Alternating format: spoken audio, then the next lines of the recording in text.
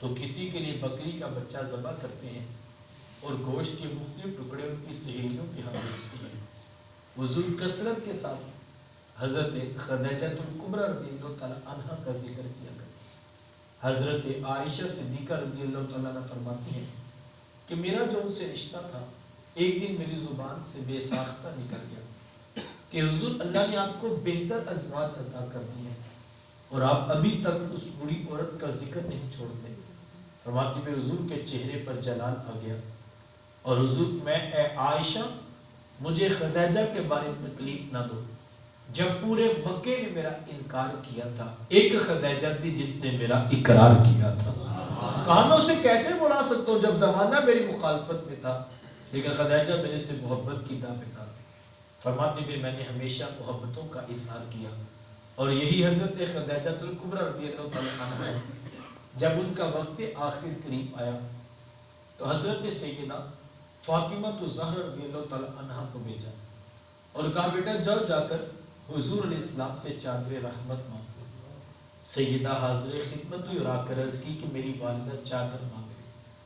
آقا کریم علیہ السلام نے چادر بھی اتار کر پیش کر دی اور ساتھ فرمایا کہ بیٹا اپنی والدہ سے پوچھو یہ چادر کیا کرتی۔ یہ کہتے کہتے میرے حضور بھی ساتھ تشریف لے آئے اور حضور میں خدیجہ تو نے چادر کیا کرنی ہے؟ عرض کی حضور مجھے جو بخار ہے لگتا یوں ہے کہ جان لیوا ثابت ہوگا، میری آرزو یہ ہے کہ مجھے کفن ملے تو آپ کی چادر رحمت میں ملے۔ یہ حضور علیہ السلام کی سیرت کا کتنا بڑا حوالہ ہے کہ بیوی آرزو کر رہی ہے اگر مجھے شوہر کی چادر میں کفن مل جائے تو یہ رب کے حضور میری بخشش کی ضمانت ہوگی۔ آقا کریم علیہ السلام نے چادر بھی اتار کر پیش کر دی اور ساتھ تاریخ ساز جملہ ارشاد فرمایا، فرمایا خدیجہ تو نے تو صرف چادر مانگی ہے، اگر تو مجھ محمد کی جلد بھی مانگتی میں وہ بھی اتار کے پیش کر دیتا۔ زمانے کو رشتوں کا تقدس میرے رسول کی دہلیز سے ملا ہے۔ آج گھر ٹوٹ رہے ہیں، طلاق کی ریشو ہے کہ بڑھتی چلی جا رہی۔ آپ کسی دارالعلوم کسی جامعہ یا کسی دارالافتاء میں چلے جائیں، سب سے زیادہ مسئلے آپ کو طلاق کے عنوان پہ ملیں۔ آپ کسی عدالت کچہری میں چلے جائیں، کسی پریات میں بیٹھ جائیں تو وہاں گھر ٹوٹنے کا مسئلہ ہے، طلاق ہے کہ بڑھتی جا رہی ہے۔ اس کی وجہ کیا ہے کہ ہم حضور علیہ السلام کی تعلیمات سیکھ نہیں سکے۔ آقا کریم علیہ السلام نے میاں بیوی کے حقوق بیان کیے۔ عورت سے کہا اگر میری شریعت میں کسی کو سجدہ جائز ہوتا، رب کے علاوہ کسی کے آگے سجدہ کرنا جائز ہوتا، تو میں عورت کو حکم دیتا کہ وہ اپنے شوہر کو سجدہ کرے، لیکن رب کے علاوہ سجدہ کسی کو نہیں۔ اور کہا وہ عورت جو اس حال میں مری کہ اس کا شوہر اس کے اوپر راضی تھا، تو میرے حضور فرماتے اتنی خوش قسمت عورت ہے، کل قیامت کے دن جنت میں جس دروازے سے جانا چاہے وہ جا سکتی ہے، کوئی شے اسے روکنے والی نہیں ہوگی۔ اور مرد سے کیا فرمایا؟ فرمایا اگر تمہیں اپنی بیوی کی کوئی بات بری لگتی ہے تو اس میں کوئی ایسی عادت بھی تو ہوگی جو تمہیں اچھی لگتی ہو۔ مطلب کیا کہ تم اچھی عادت کو دیکھ کر گھر جوڑنے کا فیصلہ کرو۔ دیکھیں خوبیاں اور خامیاں یہ دونوں چیزیں انسان میں ہوتی ہیں۔ خامیاں دیکھ کر بندوں سے نفرت کرنا یہ کوئی دانائی نہیں ہے، خوبیاں دیکھ کر لوگوں کی قدر کرنا یہ سیرت رسول صلی اللہ علیہ وآلہ وسلم کا پیغام ہے۔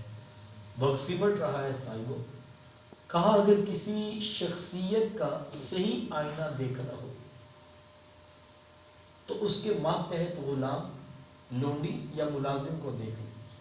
جو گھر کا بیٹی ہوتا ہے اسے ساری حقیقت کا پتہ ہوتا ہے، کیونکہ جو شاگرد ہوتا ہے اس نے صرف استاد کو مسند تدریس پر دیکھا ہوتا ہے، جو مرید ہوتا ہے اس نے صرف مسند طریقت پر اپنے شیخ کو دیکھا ہوتا ہے، جو مقتدی ہوتا ہے اس نے صرف منبر اور مصلی پر اپنے امام کو دیکھا ہوتا ہے، لیکن جو گھر کا بیٹی ہوتا ہے، ڈرائیور ہوتا ہے، چوکیدار ہوتا ہے، ملازم ہوتا ہے، اس کو سارا کچھ پتا ہوتا ہے کون کتنا اچھا ہے۔ اگر کسی کو دیکھنے کا یہی ضابطہ ہے تو میرے حضور علیہ السلام کے خادم خاص ہیں حضرت انس رضی اللہ تعالیٰ عنہ، یہ وہ خوش قسمت صحابی رسول ہیں جنہوں نے 10 سال اللہ کے رسول کی خدمت کی ہے، اور فرماتے ہیں 10 سال میں ایک مرتبہ بھی ایسے نہیں ہوا کہ میرے حضور نے مجھے ڈانٹا ہو یا برا بھلا کہا ہو۔ حضور نے ہمیشہ مجھے محبتیں دی ہیں، کبھی انس کہہ کے پکارتے، کبھی انیس کہہ کے پکارتے، اور کبھی حضور ذوق میں آتے تو حضور پاتے یا ذل اذنین، او 2 کانوں والے ہماری بات بھی سن۔ ہر کسی کے 2 کان ہوتے ہیں، لیکن حضرت انس رضی اللہ تعالیٰ عنہ حضور مجھے یوں بھی محبت سے پکارتے، بلکہ حضرت انس فرماتے کبھی کبھی میرے رسول مجھے اپنا بیٹا کہہ کے بھی پکارا کرتے تھے۔ اللہ اکبر۔ اور یہی حضرت انس رضی اللہ تعالیٰ عنہ ہے، فرماتے گھر کے کام کاج کرتے ہوئے کبھی میرے سے کوئی برتن ٹوٹ جاتا تو ازواج مطہرات میں سے کوئی مجھے ڈانٹنے لگتا ہے تو میرے حضور میرے وکیل بن کے درمیان میں کھڑے ہو جاتے، اور حضور فرماتے خبردار بھئی میرے انس کو کچھ نہیں کہنا، اگر برتن ٹوٹ گیا ہے تو میرے انس کا قصور تو نہیں، تمہارے برتن کی عمر ہی تھوڑی تھی، یہ بنا اتنے دنوں کے لیے تھا، جب عمر پوری ہوگی تو ٹوٹ گیا۔ یعنی کتنی خوبصورت بات۔ ہم ذرا اپنے گھروں کا محاسبہ کر لیں کہ ہمیں کہ ہمارے گھر میں اگر کسی سے برتن ٹوٹ جائے تو ہمارا انداز کیا ہوتا ہے؟ ملازم تو ملازم، یار ہماری تو بہو سے برتن ٹوٹ جائے تو 8-8 دن جھگڑے ختم نہیں ہوتے، کہیں جناب بس کیجئے، ایک کپ ایک گلاس کی تو بات تھی، صبح بازار سے نیا لا دیں تو کہا جاتا ہے آپ کو نہیں پتا پورا ڈنر سیٹ خراب ہو گیا۔ حضور والا آپ کو ڈنر سیٹ تو خراب ہوتا ہوا نظر آیا، آپ کو کپ گلاس پرش تو ٹوٹتی ہوئی نظر آئی، اپنے سخت لہجے کی وجہ سے کسی بہو کا دل ٹوٹتا نظر نہ آیا؟ کیا میں گوارا کرتا ہوں 100 روپے کی پلیٹ کی خاطر کوئی سسرال میں میری بیٹی یا بہن کو گالی دے؟ کیا آپ اس بات کو برداشت کرتے ہیں؟ تو جو ہمارے گھر میں آپ کے بیٹی ہے وہ بھی تو کسی باپ کی بیٹی ہے، وہ بھی تو کسی بھائی کی بہن ہے، لیکن ہم بڑے عجیب لوگ ہیں، ہم اپنی بیٹی کے لیے تو معیار اور رکھتے ہیں، شاید اپنی بہو کے لیے مزاج کچھ اور رکھتے ہیں۔ رشتوں کو تقدس دو، یہ رشتے ان کے بارے کل پوچھا جائے گا۔ سلو کر لینے کا حوصلہ پیدا کرو، معاف کر دینے کی عادت کو اختیار کرو، جوڑنے کا مزاج پیدا کرو۔ توڑنا کوئی کمال کی بات نہیں، یہ شیشے کا گلاس پڑا ہو، چھوٹا بچہ بھی پاؤں کی ٹھوکر مارے تو وہ توڑ کر دکھا سکتا ہے، توڑنا تو کوئی کمال کی بات نہیں صاحب، جوڑنا اصل کمال کی بات۔ وہ کیا کسی نے کہا تھا توڑنے والے خاک کیا کرتے ہیں، توڑنے والے خاک کیا کرتے ہیں، جوڑنے والے کمال کیا کرتے ہیں۔ جوڑنا مشکل کام ہے، اسی لیے شاید تھوڑے لوگوں کے حصوں میں آتا ہے، خدا را جوڑنے کی کوشش کیجیے، معاف کر دینے کا حوصلہ پیدا کیجیے۔ ہم نے حضور علیہ السلام کی آمد کی خوشی میں کنکمے بھی روشن کیے، ہم نے چراغاں بھی کیا، ہم نے راہوں میں پھول کلیاں پتیاں بھی بچھائیں، ہم مٹھائیاں بھی بانٹ رہے ہیں اور ہم دیگیں بھی پکا رہے ہیں۔ یہ سب کام باعث برکت ہیں، میں ان کی نفی نہیں کرتا۔ بڑا نادان ہوگا وہ بیچارہ جو اس عنوان پر الجھ پڑے یا کہیں سے کوئی فتویٰ نکال کر لے آئے۔ میں تو صرف ایک سادہ سی بات کہتا ہوں کہ مجھے یہ بتاؤ یار، اگر حضور علیہ السلام کی آمد کی خوشی بھی نہیں منائے تو یار پھر کائنات میں خوشی ہوتی کیا ہے؟ خوشی بچتی کون سی ہے؟ پھر خوشی کہتے کسے ہیں؟ ذرا پیچھے پلٹ کر تو دیکھیں انسانیت کا حال کیا تھا جب تک وہ دھرتی پہ تشریف فرما نہیں ہوئے تھے۔ بیٹی ذبح کر دی جاتی تھی اور ذبح کرنے والا کوئی پرایا نہیں ہوتا تھا، سگا باپ ہوتا تھا۔ بہن زندہ درگور کر دی جاتی تھی اور زندہ درگور کرنے والا کوئی پرایا نہیں، سگا بھائی ہوتا تھا۔ 3 بیٹے جا کے بازار میں منڈی کو بیچ آتے تھے اور قیمت وصول کر لیتے تھے۔ ماں چیختی تھی کہ بیٹا میں تمہاری ماں لگتی ہوں، لیکن وہ کہتے تھے تو ہمارے باپ کی وراثت سے ہمارے حصے میں آئی اور ہم تیرے سے نفع اٹھائیں گے۔ کون سی خوشی تھی جو انسان کے پاس تھی، اور جب واپس آتا تھا یہ ظلم اور یہ ستم کر کے تو معاشرہ ان کو آگے سے کوئی احتجاجی ریلی نکال کے FIR نہیں کٹواتا تھا، معاشرہ اس کو تھپکی دیتا تھا کہ تو بیٹی کو ذبح کر کے آیا، تو بہن کو زندہ درگور کر کے آیا، تو کون سی خوشی تھی جو حضرت انسان آپ کے پاس تھی؟ کائنات میں جتنی بھی خوشیاں ہیں وہ آمینہ کے لال کے قدموں کی خیرات ہے۔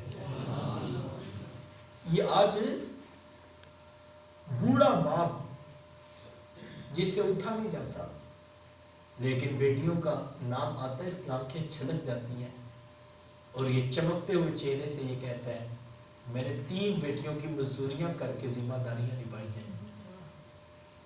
4 سال بھائی جو کل ذبح کرتا تھا آج بیرون ملک میں جا کے مزدوریاں کرتا ہے اور فون کر کے کہتا ہے کہ ٹینشن نہیں لینی، میں نے بہن کو فریج ضرور دینی ہے اور اگلے مہینے میں پیسے بھیجوں گا، اس کو فریج ضرور دینی ہے۔ یار یہ تو ذبح کر کے خوش ہوتا تھا، یہ آج بہن کے لیے مزدوریاں کر کے خوشیاں پیدا کرتا ہے۔ اس کے سینے میں یہ خوشی کس نے پیدا کی ہے؟ یہ صدقہ ہے آمنہ کے لال کا، یہ ان کی تعلیمات کی خیرات ہے، یہ ان کے فیض ہیں جو مجھے اور آپ کو ملے، ورنہ انسان کو کیا پتا تھا خوشیاں کیا ہوتی۔ تو میں آپ سے یہ کہوں گا جس محبوب کے اتنے احسانات ہیں، ان کی تعلیم، ان کی شریعت، اس کے لیے مجھے اور آپ کو اپنا وقت نکالنا ہو اور مجھے اور آپ کو اپنی اولادوں کی تربیت کرنی ہے۔ یہ وہ پیغام ہے جو لے کر وہ حضور کائنات میں جلوہ فراز ہو۔ باقی رہ گئی یہ کنکمیں، یہ روشنیاں، یہ چراغاں، یہ پھول، یہ کلیاں، یہ مٹھائیاں، یہ دیگیں، یہ سب کچھ باعث برکت ہے، ان کی نفی ہے، لیکن یہ یاد رکھنا بیٹا یہ آغاز سفر ہے، یہ منزل نہیں ہے۔ یہاں سے تو بات شروع ہوتی ہے کہ حضور تشریف لائے، منزل کیا ہے؟ منزل میرے محبوب کی ذات ہے، منزل ان کا پیغام ہے، منزل ان کا اسوہ نور ہے۔ بڑا نادان ہوگا وہ مسافر جو آغاز پر الجھ پڑا اور اس نے منزل کی طرف پلٹ کر بھی نہیں دیکھا، اور وہ بھی کوئی عقل مند نہیں ہوگا جو آغاز پر تو جھوم جھوم کے نعرے لگاتا رہا اور اس نے پیچھے پلٹ کر سیرت کا رستہ اپنایا نہیں۔ کامیاب وہی ہوگا جو آغاز میں وضو کر کے درود پڑھتا ہوا استقبال سے چلا اور پھر چلتے چلتے سیرت رسول کی منزل کو پا گیا۔ منزل سیرت ہے، منزل ان کا پیغام، منزل ان کا مشن، منزل ان کا کردار ہے۔ ہم نے منزل کا سفر کرنا ہے۔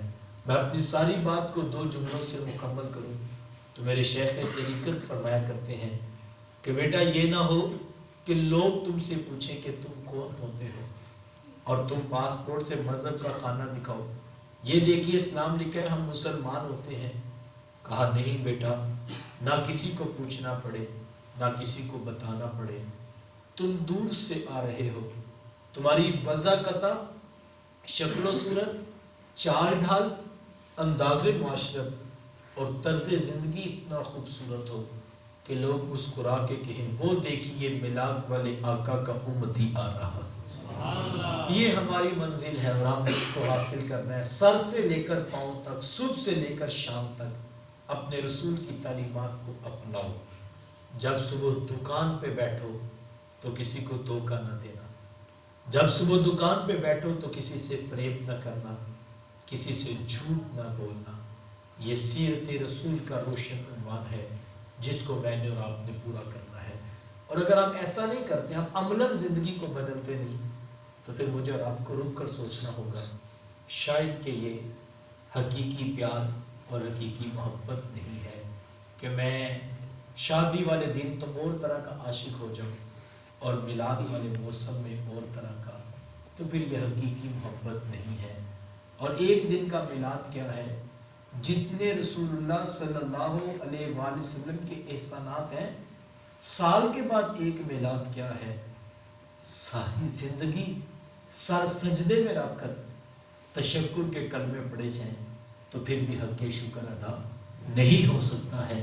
ان کی ہر سنت ہو ثاقب جان و دل سے بھی عزیز، ان کی ہر سنت ہو ثاقب جان و دل سے بھی عزیز، مصطفیٰ کی ذات میں یوں فنا ہو جائیے۔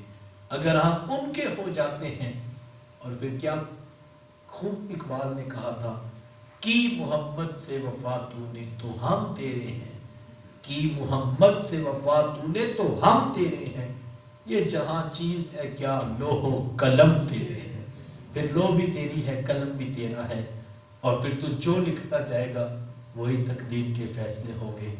آئیے اپنے حصے کی شمع کو روشن کیجئے۔